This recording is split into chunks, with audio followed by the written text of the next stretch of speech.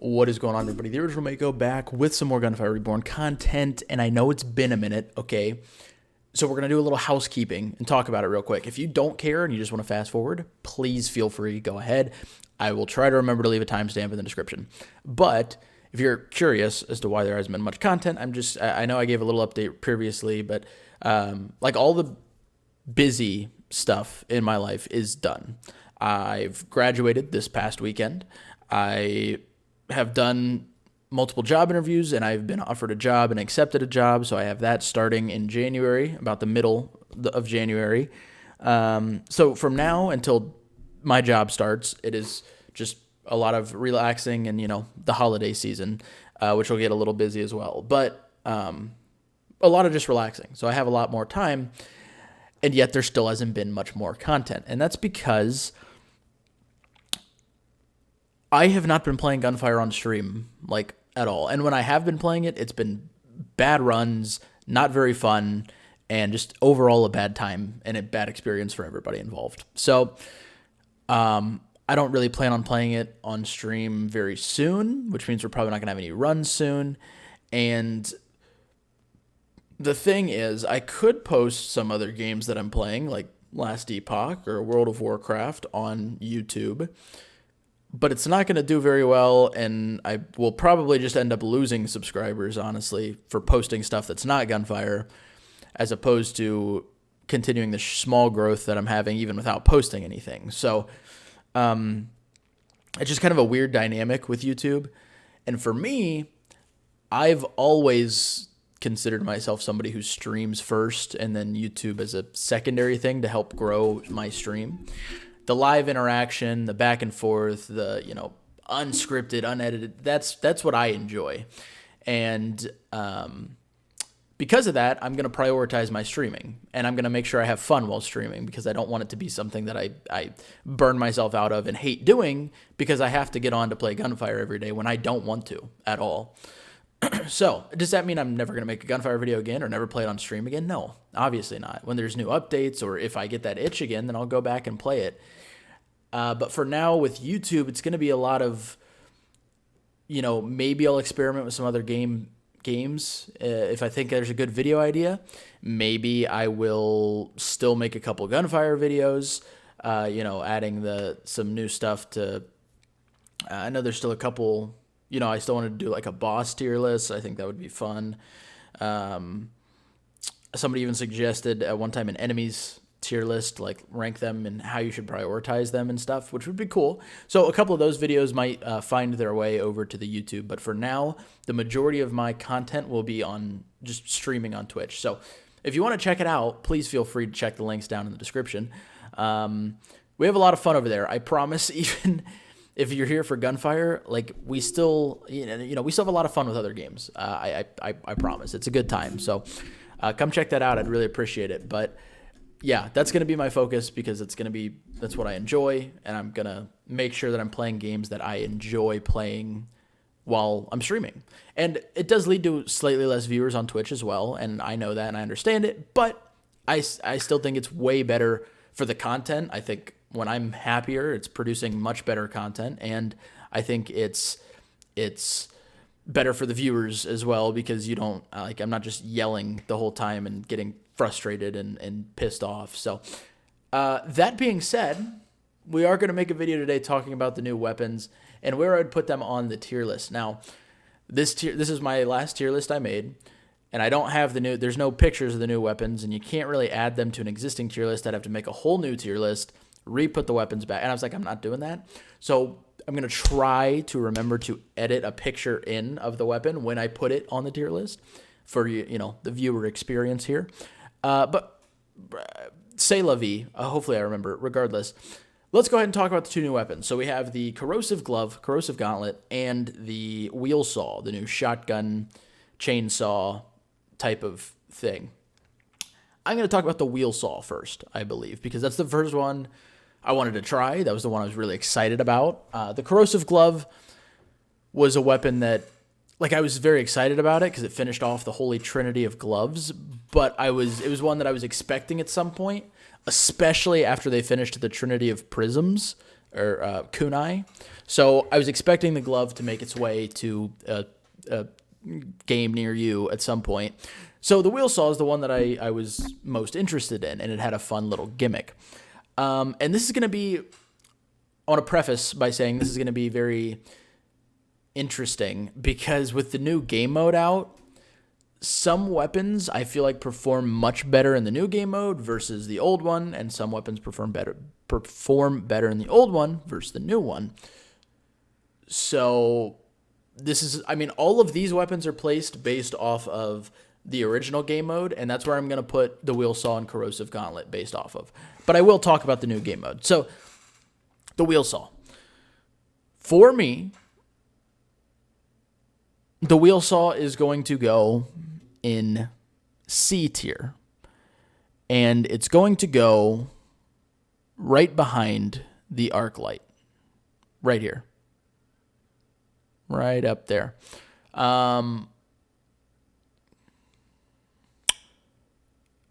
Okay, I got distracted I was looking at my tier list. Anyway, right about here, right behind the arc light.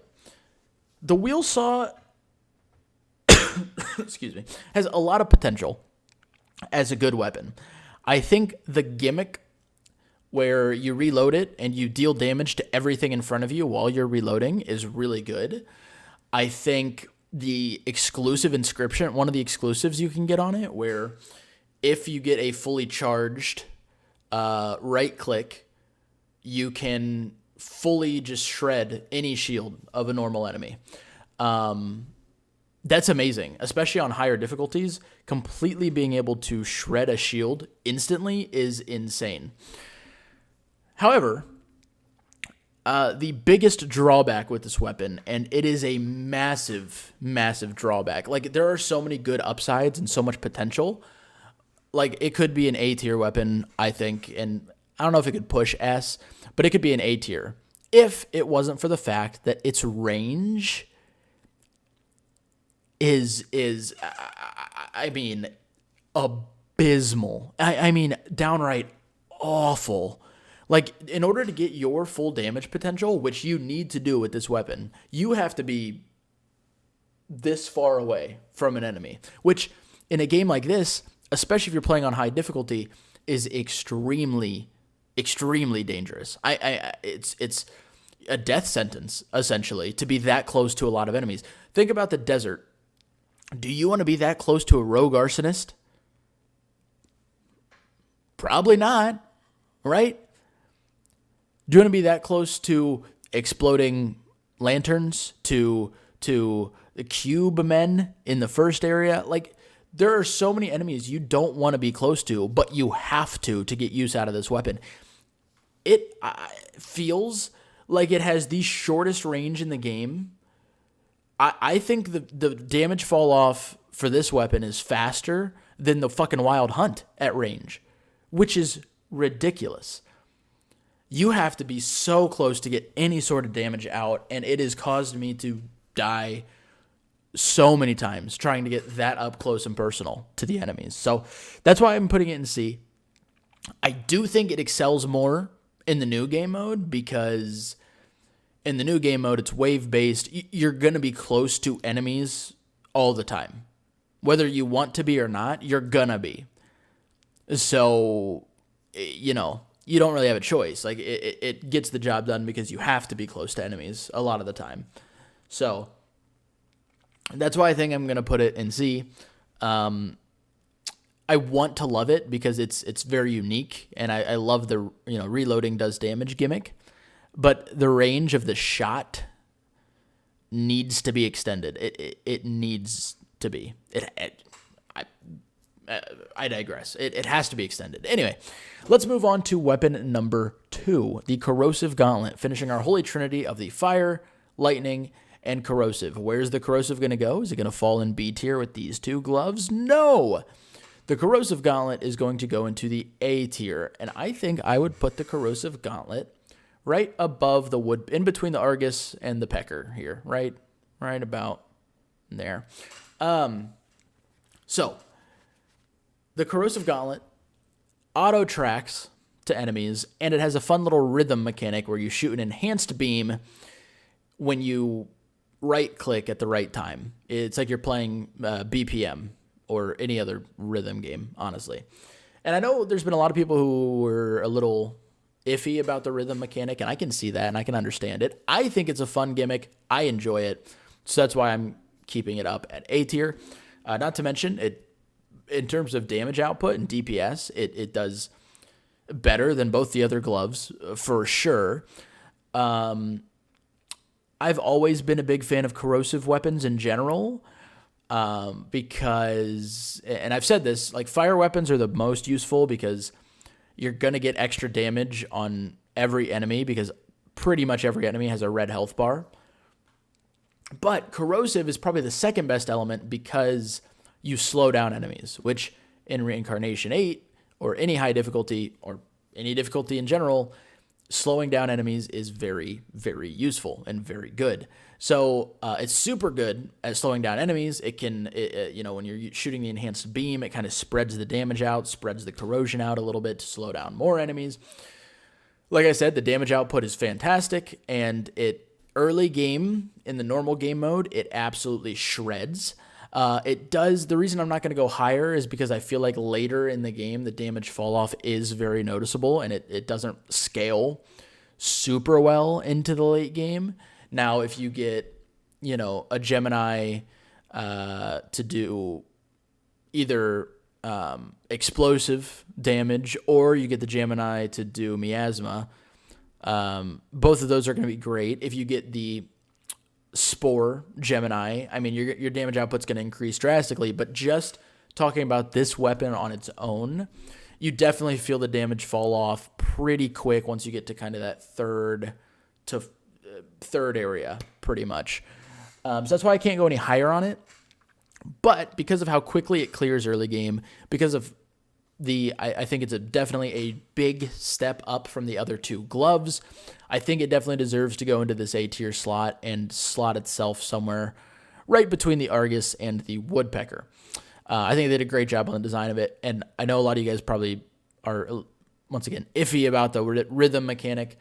I'm totally fine with it, and I think it works. So that's why we're going there. So there we have it. We have the wheel saw in C and the new corrosive glove in A. I want to like the wheel saw more. I just can't. I can't do it. So that's why I'm going to put it there. Let me know where you guys would put it. I know you guys always have very differing opinions when it comes to the tier list. So let me know your thoughts for sure. But that being said, hopefully you enjoyed this video. Thank you guys so much for all the support. Be sure to check those links down below. If you want to have some fun and enjoy us over on Twitch, you can check out that link right down below. But thank you guys. Hopefully you have a wonderful rest of your day. I love each and every one of your faces, and I will catch you all in the next video.